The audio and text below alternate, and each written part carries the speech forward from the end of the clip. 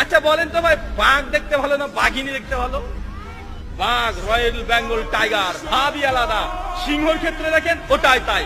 মুরুগ আছে, মুরুগ, মুরগির মধ্যে মুরুগ দেখতে ভালো না মুরগি দেখতে ভালো বলেন তো? মুরুগ দেখতে একটা ভালো লাগে না ভাইজান? কত স্মার্ট, কত সুন্দর, লেজ কত সুন্দর, ভাব নিয়ে হেঁটে বেড়ায়। সবচেয়ে যে পাখির মধ্যে সুন্দর পাখি তার নাম হচ্ছে ময়ূর।